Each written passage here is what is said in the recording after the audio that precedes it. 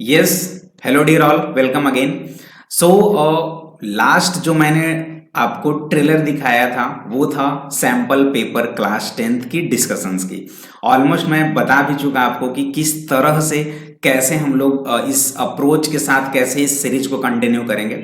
Basically इसका main motive यह है कि क्लास 10th में जितने भी चैप्टर्स हैं उन सारे चैप्टर्स को एक एक करके हम लोग देखेंगे। मतलब कि उन सारे चैप्टर्स से क्वेश्चंस आपके पास होंगे, तो एट ए टाइम आपका माइंड सेट करके रखना होगा। यहाँ पे ऐसा नहीं है कि अगर आप पर्टिकुलर चैप्टर को पढ़ रहे हो तो उसी का क्वेश्चन आ रहा है, नहीं नहीं, आपको ओवरऑल मैथ्स का कॉन्सेप्ट यहाँ पे जानना होगा।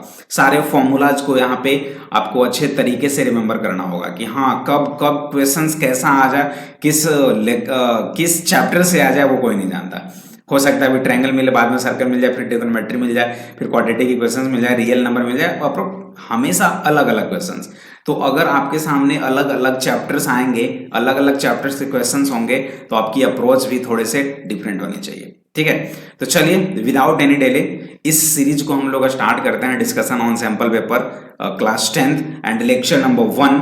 इसमें हम लोग ऑलमोस्ट टोटल आपके पास 38 क्वेश्चंस होते हैं 80 मार्क्स का। जो प्रॉपर पेपर होता है ना स्टैंडर्ड लेवल का, एक स्टैंडर्ड और बेसिक, तो हम लोग स्टैंडर्ड वाले लेवल में जैसे क्वेश्चंस आते हैं उन्हें पहले डील कर रहे हैं। तो एज इट इज जो एग्जाम में पूछा जाएगा उसी तरह के क्वेश्चन यहाँ पे हैं। चलिए first question on the screen, और ये रहा, देख लीजिए।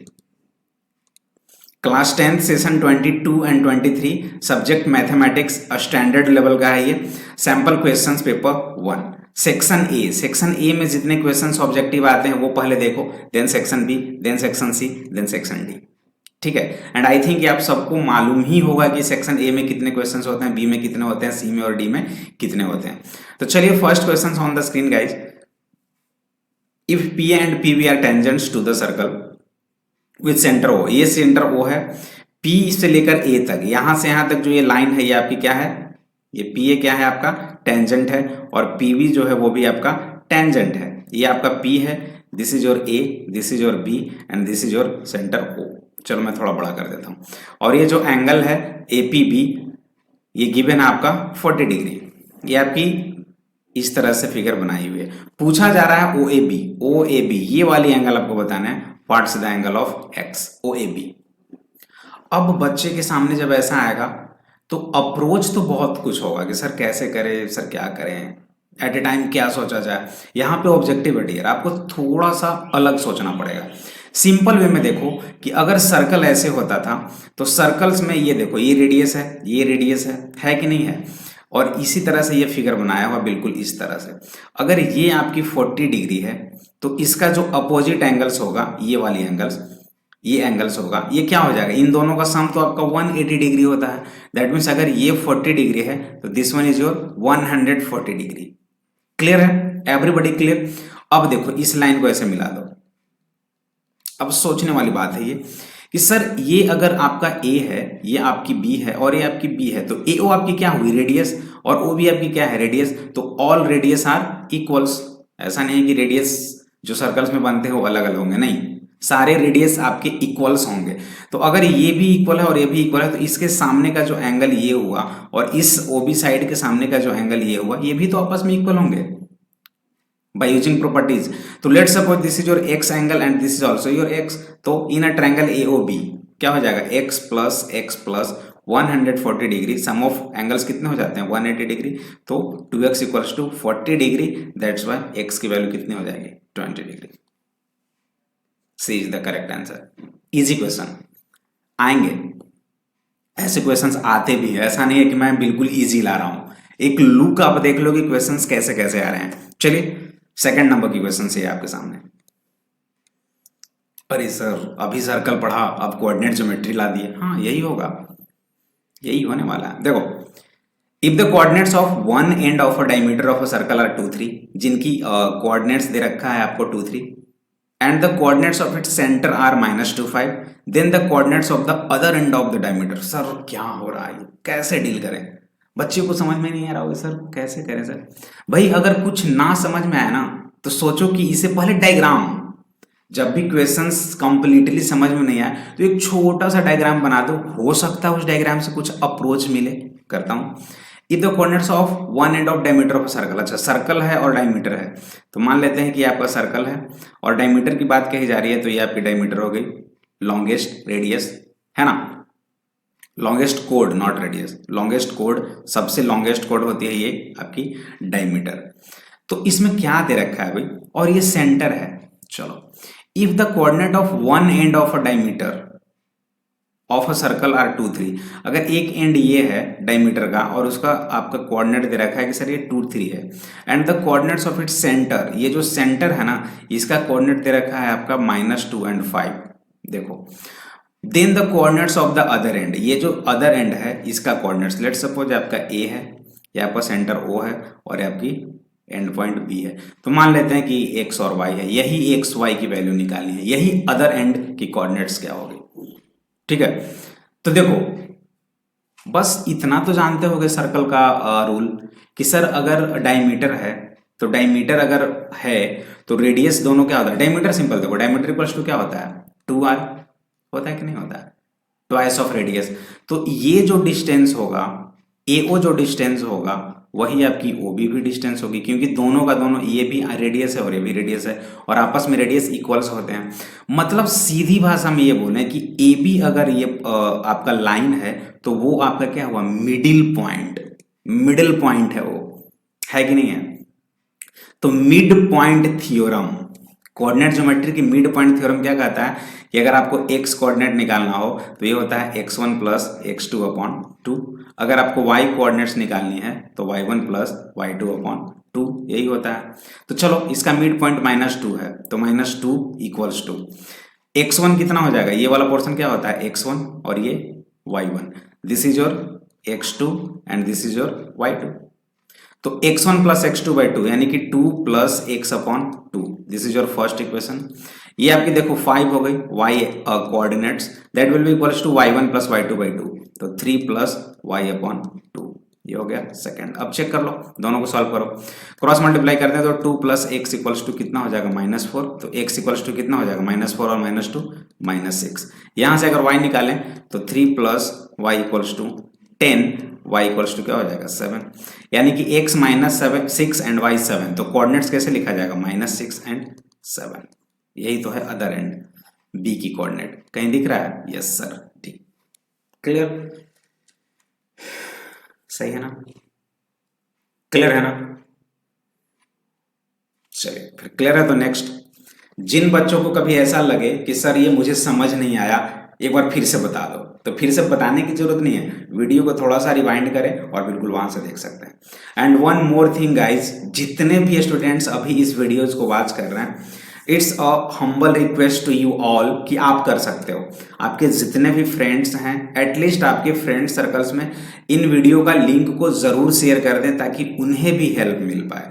आप जितने भी स्टूडेंट्स इस समय हो वीडियोज को देख रहे हो, अगर आपकी स्ट्रेंथ बहुत ज़्यादा हुई, अगर ये वीडियो आपसे रिलेटेड बहुत अच्छा हुआ और मैं अगर कमेंट देखूंगा, कमेंट पहले देखूंगा कि कितने बच्चों की कमेंट आ रही है, कमेंट वाइज अगर ज़्यादा मेरे पास आते हैं, ठीक है, रिस्पॉन्स अगर बहुत ज़्यादा आता है तो मैं लाइव क्लास भी ऑनलाइन लूंगा, ठीक है, यूट्यूब पे एक लाइव क्लास लूंगा कंटिन्यूअस वे में। बट पहले मुझे ये देखना होगा कि एटलीस्ट कितने स्टूडेंट्स हैं जो इस वीडियोस को फॉलो कर रहे हैं, उसके बाद ही। चलिए थर्ड नंबर,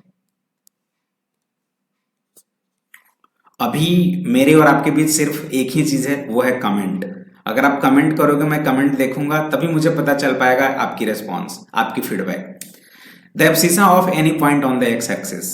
अब ये सर एब्सिसा क्या होता है, मैंने एक बहुत अच्छे ट्रिक्स बताया था कि एक होता है एब्सिसा, ठीक है, और दूसरा एक टर्म होता है ऑर्डिनेट, एब्सिसा एंड ऑर्डिनेट। एक होता है एक्स एक्सिस और दूसरा होता है वाई एक्सिस, बस। तो मैंने एक ट्रिक्स बताया था कि ए यहाँ पे है, इसका फर्स्ट लेटर ए है और इसका फर्स्ट लेटर ओ है, इन दोनों में स्मॉल कौन है, तो सर ए स्मॉल है। तो एक्स और वाई में स्मॉल कौन है, पहले कौन आता है, एक्स, तो ए स्टैंड फॉर एक्स, ए को एक्स के साथ और ओ को वाई के साथ। तो abscissa is nothing but x axis. तो बोल रहा था abscissa of any point on the X axis. अगर ये आपका एक्स एक्सिस है, एक्स एक्सिस, तो इस पे एब्सिसा यानी कि एक्स कोऑर्डिनेट, भाई इस पे एक्स कोऑर्डिनेट क्या होगा, जो आप वैल्यू ले रहे हो वही तो एक्स कोऑर्डिनेट होगा, बस x किसी भी पॉइंट, मान के चलो यहाँ पे 2 रखते हैं तो 2 0 होगा, अगर 4 रखते हैं तो 4 0 होगा। तो इसमें अगर एब्सिसा की बात की जाए तो एब्सिसा 4 ही हुआ ना, यहाँ पे एब्सिसा 2 ही हुआ ना, इसका ऑर्डिनेट 0 हो जाएगा। एक्स एक्सिस पे ऑर्डिनेट क्या होता है? 0 होता है। देखो ऑर्डिनेट मीन्स वाई कोऑर्डिनेट, ये देखो हमेशा 0 होगा। ठीक है, चलिए आगे क्वेश्चन नंबर 4, फटाफट। Two dice are thrown simultaneously, आ गई ना प्रोबेबिलिटी की questions. Two dice are thrown simultaneously. The probability that the product of the number appearing on the dice is 7. क्या होगा प्रोबेबिलिटी?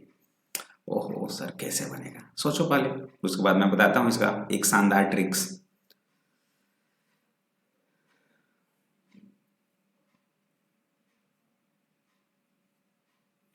प्रोबेबिलिटी जब कभी भी निकालना हो, प्रोबेबिलिटी ई क्या होता है? N E upon N S.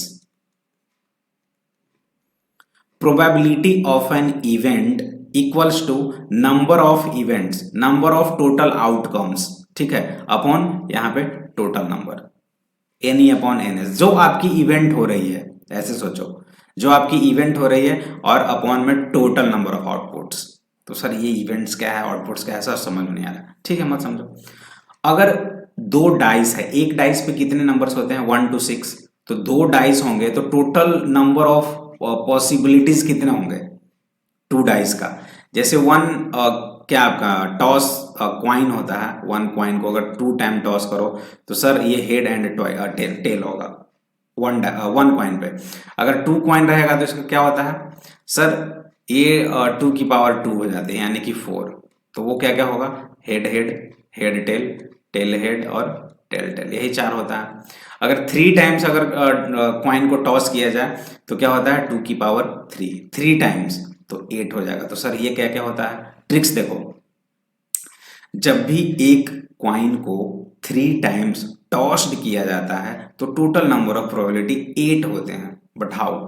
इसका ट्रिक्स है, 8 को हाफ करो 4, 4 बार एच लिखो और 4 टाइम्स टी लिखो, आधा आधा दोनों को। अब 2 बार लिखो, 2 times head 2 times tail, again 2 times head and 2 times tell.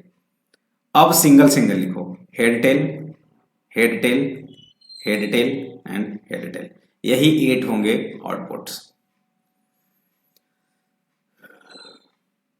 जब आप किसी भी एक कॉइन को 3 टाइम्स टॉस्ट करोगे। इन सिमिलर वे अगर एक डाइस है तो टोटल आउटपुट्स कितने होंगे? 6, 1 2 3 4 5 6। अगर 2 डाइस हैं तो कितने हो जाएंगे? 6 की पावर 2 यानी कि 36। अगर 3 डाइस होता तो एनएस की वैल्यू कितने हो जाते हैं? 6 की पावर 3 यानी कि 216। तो एनएस जो हो जाएगा वो कितना हो जाएगा? एनएस की वैल्यू 6 की पावर 2 यानी कि 36। चलो, बट एनई कितना होगा? यानी कि नंबर ऑफ इवेंट। बोला ये जा रहा है कि आप 2 डाइस को फेंके, पूछ रहा है कि कब ऐसा होगा जब दोनों की मल्टीप्लीकेशन 7 हो। मान के चलो पहले डाइस पे 1 आया और दूसरे डाइस पे 6 आया, तो इसकी मल्टीप्लीकेशन कितनी हो गई? 6। फर्स्ट डाइस पे 2 नंबर आया, सेकेंड डाइस पे 4 नंबर आया, तो इसकी मल्टीप्लीकेशन कितनी हो गई? 8। तो क्या कभी ऐसा होगा कि फर्स्ट डाइस पे कुछ एलिमेंट्स नंबर्स आए और सेकेंड डाइस पे कुछ नंबर्स आए और उनकी मल्टीप्लीकेशन 7 हो जाए? Sir never, impossible. वो 1 into 7 और 7 into 1 होता है, तो किसी भी डाइस में 7 होते हैं क्या? नहीं। तो ऐसा चांस ही नहीं है सर कि कभी भी मल्टीप्लीकेशन 7 आए।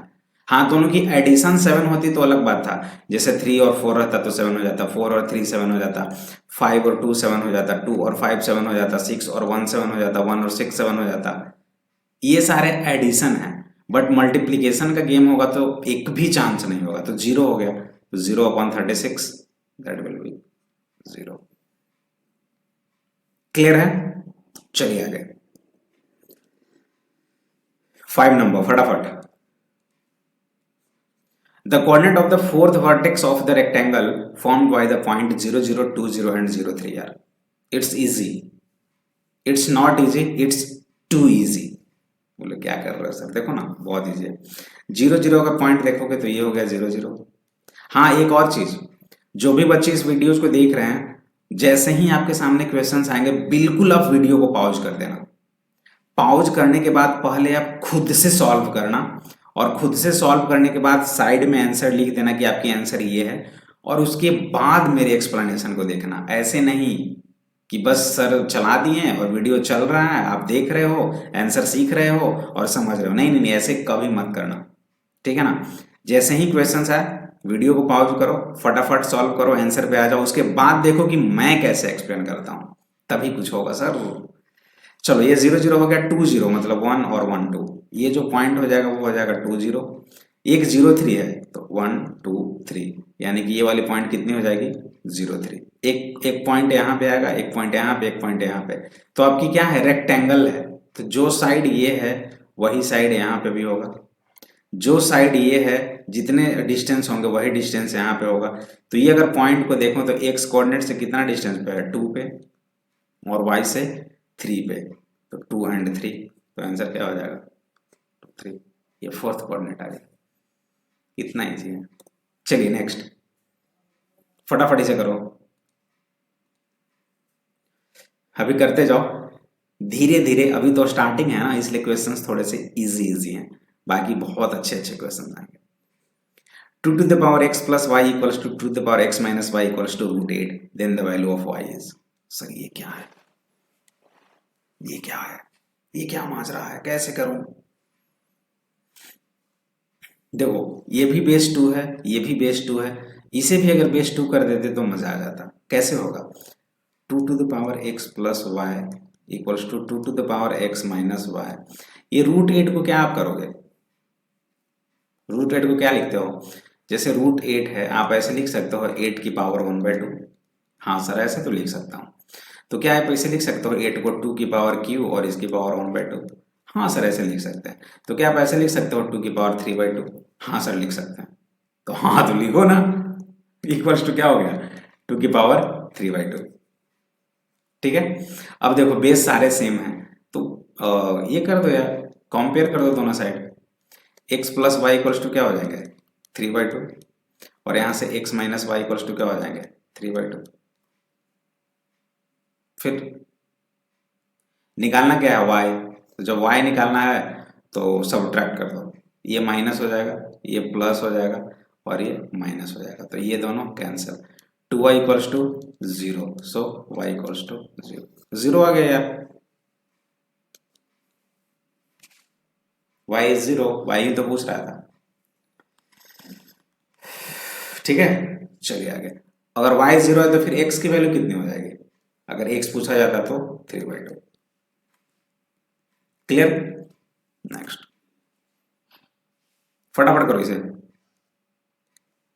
बहुत important questions. Surface area and volume. A sphere of diameter 80 centimetre, एक स्फीयर है बिल्कुल ऐसा जिसकी डायमीटर है 18 centimetre, dropped into a cylindrical vessel. एक सिलेंड्रिकल वेसल है, जैसे ये आपका सिलेंड्रिकल वेसल है, ठीक है, ये आपका सिलेंड्रिकल वेसल है। इसमें एक क्या किया आप 18 सेंटीमीटर स्फीयर, जैसे इसमें लिक्विड है मान कर चलो, वाटर है सपोज, और इसमें ना आप एक 18 सेंटीमीटर का क्या किए स्फीयर को इसमें डाल दिए, 18 सेंटीमीटर डायमीटर है इसका, ठीक है। सोचो, इसे यहां से यहां तक ड्रॉप कर दिए, तो बोल क्या रहा है, सिलेंड्रिकल वेसल जो है इसकी जो डायमीटर है, इसकी जो डायमीटर है 36 है, यानी कि इसकी रेडियस कितनी हो जाएगी 36/2, यानी कि 18 सेंटीमीटर इसकी रेडियस हो गई, किसकी, सिलेंड्रिकल वेसल की। और ये जो आपका ये जो आपका स्फीयर है, इसका जो रेडियस है वो कितना है, डायमीटर जब 18 है तो रेडियस कितना हो जाएगा 18/2, यानी कि 9 सेंटीमीटर। क्लियर है यहां पे, चलो चलो आगे बढ़ो। पार्टली फिल्ड विथ वाटर, हाँ वाटर से भरा हुआ, पूरा का पूरा नहीं, partially. If the sphere is completely submerged then the water level है, हाँ पहले तो वाटर का लेवल मानकर चलो इतना था, जैसे ही डाले तो इसका लेवल थोड़ा सा ऊपर आ गया। तो बोल रहा है कि जब थोड़ा सा ऊपर आ गया तो भाई इसमें कितने सेंटीमीटर ऊपर उठा, वही ना। If the sphere is completely submerged then the water level, कितना वाटर का लेवल अप हुआ। तो कैसे करेंगे, इसका एक छोटा सा कॉन्सेप्ट होगा, क्या बोल सकते हो बताओ। चलो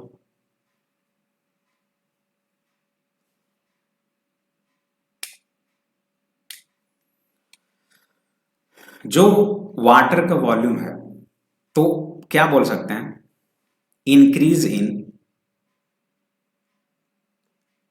increase in volume of water. जो आपका इंक्रीज किया वॉल्यूम, वो किसके बराबर होगा भाई, ये जो आपका स्फीयर डाला उसका वॉल्यूम के इक्वल होगा, वही तो होगा, सिंपल सी बात है, equals to volume of sphere. तो वॉल्यूम ऑफ वाटर कितना हो जाएगा, पाई आर स्क्वायर एच, तो 18 into 18 r square into h equals to volume of sphere कितना हो जाएगा, 4/3 pi r cube, 4/3 pi r कितना है 9, तो 9 है ना। जो आपने स्फीयर को डाला, तो स्फीयर का जितना वॉल्यूम है वो किसके इक्वल हो जाएगा, जो आपका वॉल्यूम ऑफ वाटर इंक्रीज किया। तो ये कितना हो जाएगा, pi r square h equals to ये पाई पाई कैंसर। तो अब कर दो यार, एच इक्वल्स टू क्या हो जाएगा, 9 अपॉन 18 इंटू 3। बस यहां से कर देना है, कितना हो जाएगा exactly 3 centimetre.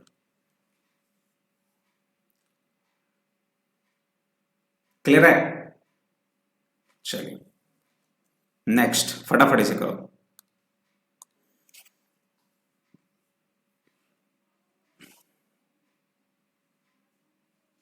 One card is drawn at random from a well shuffled deck of 52 card. What is the probability of getting a black face card? बहुत इंपॉर्टेंट है। कार्ड जो होता है उसमें 26 रेड होते हैं और 26 ब्लैक होते हैं। इस 26 में भी ब्लैक जो होता है वो क्या होता है, स्पीड होता है 13 और क्लब होता है 13, और इधर क्या होता है, हर्ट होता है रेड में 13 और डायमंड होता है 13, हर्ट डायमंड स्पेड क्लब।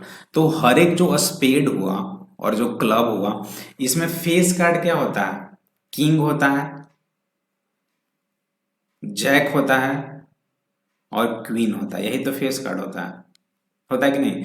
तो ये किंग जैक और क्वीन इसमें भी होगा ब्लैक में, और किंग जैक एंड क्वीन इसमें भी होगा। स्पेड वाले जोन में भी किंग जैक क्वीन होगा और क्लब वाले जोन में भी किंग जैक क्वीन हुआ।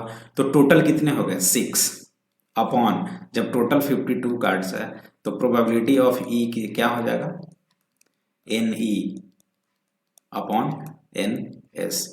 तो एन ई कितना हो गया 6, एन एस कितना हो गया 52, तो कितना हो जाएगा 2 3 जा और 2 26 जा, 3/26। क्लियर है। कार्ड्स का कॉन्सेप्ट अगर नहीं समझ में आया हो, किसी बच्चे को कुछ प्रॉब्लम हो तो बिल्कुल बताना, मैं एक कंप्लीट 10 to 15 मिनट्स का वीडियो बनाऊंगा रिलेटेड टू कार्ड्स, आखिर कार्ड्स में क्या क्या होता है, ठीक है। बट आप कमेंट करोगे तभी। चलिए next, if the equation this equals to 0 has equal roots then क्या, इक्वल रूट्स कब होता है, जब डिस्क्रिमिनेंट 0 होता है, एक ही तो केस है। जब डिस्क्रिमिनेंट 0 तो इक्वल रूट्स, जब ग्रेटर देन 0 होता है तो रियल एंड डिस्टिंक्ट रूट, और जब लेस देन 0 होता है तो इमेजिनरी रूट्स। तो यहाँ पे इक्वल रूट्स है तो डिस्क्रिमिनेंट 0, तो डिस्क्रिमिनेंट क्या हो जाएगा बी स्क्वायर माइनस 4ac, यानी कि 6 की whole square minus 4 into A 9 into C 4 equals to 0। तो कितना हो जाएगा 36 के स्क्वायर इक्वल्स टू, ये तो इधर आएगा तो प्लस हो जाएगा, कितना हो जाएगा 36 इंटू 4, ये दोनों कैंसिल, के स्क्वायर इक्वल्स टू 4, तो के की वैल्यू प्लस माइनस 2 हो गया, ठीक है। चलिए आ जाओ, A number x is chosen at random from the number -3, -2, -1, 0, 1, 2, 3. The probability that mod x less than 2. क्या होने वाला फटाफट भाई mod x लेस देन 2 का मतलब क्या है? mod जब खुलेगा तो एक बार प्लस एक्स देगा और एक बार माइनस एक्स देगा। तो फर्स्ट केस में क्या हो जाएगा? प्लस एक्स लेस देन 2 और second case minus x less than 2। तो माइनस एक्स को निगेटिव मत करो, पॉजिटिव करो। जैसे ही पॉजिटिव करोगे यानी माइनस से मल्टीप्लाई करोगे तो ये प्लस एक्स हो जाएगा और ये जस्ट साइन चेंज और ये क्या हो जाएगा? -2। यानी एक्स 2 से छोटा और -2 से बड़ा, तो क्या क्या वैल्यू होगा? -2 से बड़ा -1, 1, 0, 1, 2 तो होगा नहीं, तो इतने वैल्यू आ गए। यानी कि 1, 2, 3, 4 टोटल कितने हो गए? 4। तो प्रोबेबिलिटी क्या हो जाएगा? NE upon NS। NE कितने हो गए? 1, 2, 3, 4 पॉसिबल आउटकम्स 4 अपॉन टोटल कितने हैं? 1, 2, 3, 4, 5, 6, 7। तो 4/7 कहीं है ऑप्शन में? सर ये तो 4/7 है ही नहीं, तो अब क्या करें? कुछ तो लोचा है। mod x लेस देन 2 है और mod x लेस देन 2 का मतलब 2 से छोटा, इक्वल टू तो नहीं है ना, 2 से छोटा और -2 से बड़ा। -2 से बड़ा -1, 1, 0, 1 सही तो है यार।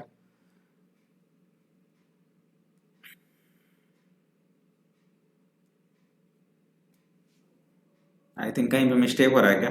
मुझे एक बार देख लेने दो इसके आंसर एग्जैक्टली।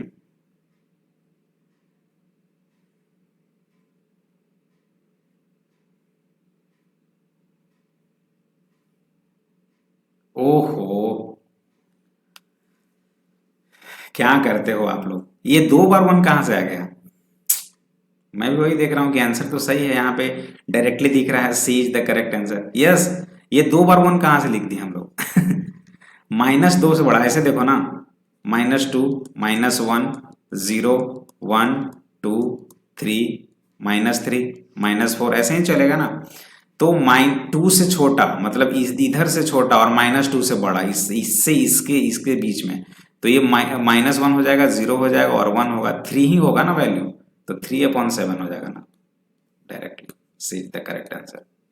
हो जाते हैं कभी कभी, तो ऐसे आप मिस्टेक मत करना। Next,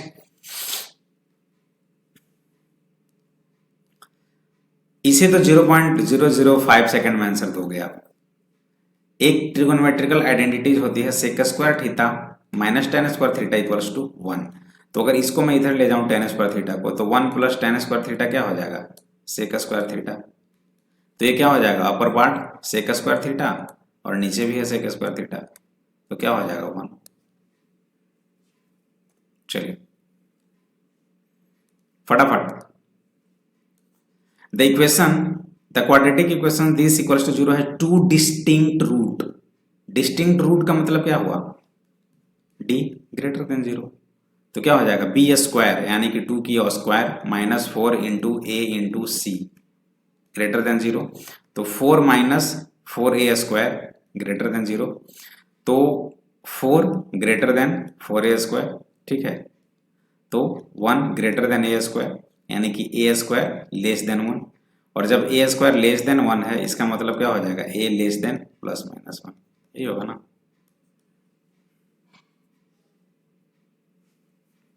clear everybody? क्लियर है तो फिर आगे बढ़ो। डायरेक्ट फॉर्मूला है यहाँ पे, HCF of 2 number 113 and LCM is this, if 1 number is this then second number. We know that HCF into LCM equals to first number into second number, यही तो आप जानते हो फॉर्मूला। तो HCF कितना है? 113। LCM कितना है? 56952 इक्वल्स टू एक नंबर दे रखा है 904, दूसरा निकालना है x। बस यहां से कुछ नहीं करना है, x की वैल्यू निकालना है, जो भी आएगा आपकी आंसर हो जाएगी। क्लियर? चलिए आगे। 14 in what ratio does the X axis divides the join of A 2-3 and B 5-6। याद करो, जब भी एक्स एक्सिस डिवाइड करे, वाई एक्सिस डिवाइड करे, तो डिवीजन को हम लोग k/1 मानते हैं, ठीक है। और जब एक्स एक्सिस डिवाइड कर रहा है तो उसका वाई कोऑर्डिनेट क्या होगा, 0 होगा। ये भी आपको मालूम होना चाहिए। तो मानकर चलो एक्स ही रहेगा और वाई कोऑर्डिनेट 0 हो जाएगा। तो अगर आपकी पॉइंट ए है यहाँ पे जिसकी कोऑर्डिनेट है 2-3 और बी आपकी पॉइंट है जिसकी कोऑर्डिनेट है 5-6, कोई एक एक्सिस है, ये एक्स एक्सिस है, यानी जो उसकी कोऑर्डिनेट हो जाएगी x0। रेशियो क्या है, k/1 का। इसका y कोऑर्डिनेट कितना है, 0 है। y कोऑर्डिनेट को ही निकालो। y कोऑर्डिनेट क्या हो जाएगा, my2 plus ny1 upon m plus n, formula है, पढ़े ही होंगे। तो 0 इक्वल्स टू m बोले तो k, तो k इंटू y2 कितना हो गया, ये तो y2 हो जाएगा ना, ये y1, देखो x1 y1 x2 y2, तो k into y2 k into 6 plus n कितना है, 1 है, इंटू y1 कितना है, -3 अपॉन m प्लस n, कुछ भी रहे कोई फर्क नहीं पड़ता, ये क्रॉस मल्टीप्लाई करके 0 ही बनेगा, है ना। तो ये कितना हो जाएगा, 6k - 3 इक्वल्स टू 0, तो 6k equals to 3, so k equals to 3/6 यानी कि 1/2। क्लियर है एवरीबॉडी, मजा आ रहा है क्वेश्चंस में, तो ज्यादा नहीं बताने वाला। चलो एक और आखिरी क्वेश्चन 15, देन नेक्स्ट क्लास में हम लोग देखेंगे, ठीक है। एक लास्ट कर लो, उसके बाद नेक्स्ट क्लास में 15 तक ही करते हैं, आगे हम लोग धीरे धीरे बढ़ेंगे। बस मुझे कमेंट करके जरूर बताना ये वीडियो कैसा लग रहा है, क्या ऐसे क्वेश्चंस की नीड होगी, क्योंकि अभी इसमें 38 क्वेश्चंस है, बहुत क्वेश्चंस बाकी हैं, अभी तो बस ट्रेलर है। The angle of depression of a car standing on the ground from a top of a 75 metre tower, 75 metre tower, let's suppose ये 75 मीटर की टावर है। अब ये टॉप से आदमी देख रहा है, एक नीचे कार है, ये क्या है, कार है, इसे ऊपर से देख रहा है। एंगल ऑफ डिप्रेशन जो है ना, एंगल ऑफ डिप्रेशन क्या होता है, अलोंग एक, ये हॉरिजेंटल लाइन के अलोंग ही एंगल बनता है। ये कितना है, 30 डिग्री दे रखा है, देखो। तो जब ये 30 डिग्री है तो अल्टरनेट एंगल से भी तो 30 डिग्री हो जाएगा। लेट्स सपोज ये डिस्टेंस x है आपका, तो पूछ भी रहा है वही कि कार का डिस्टेंस, इस बेस यहां से कार का डिस्टेंस जो यहाँ पे है उसका कितना है, लगा दो यार। tan 30 डिग्री क्या होता है, p/h यानी कि 70, tan p/b ना 75/x, tan 30 का वैल्यू कितना होता है, 1/√3 इक्वल्स टू 75/x, तो x की वैल्यू कितनी होगी, 75√3। क्लियर है एवरीबॉडी, क्लियर। चलो ये क्वेश्चन देख लो, मैं आपको होमवर्क दे रहा हूं, स्क्रीनशॉट ले लो। नेक्स्ट क्लास यानी कि लेक्चर 2 जब मैं स्टार्ट करूंगा तो क्वेश्चन नंबर 16 से ही स्टार्ट करूंगा। ये आपके लिए होमवर्क है, मार्क्स ऑब्टेन्ड है ये सारे। The frequency of the class 30-40 statistics, अब आएगा ना मजा। तो आज के लिए इतना काफी, मिलते हैं एक छोटे से ब्रेक के बाद, बाय बाय।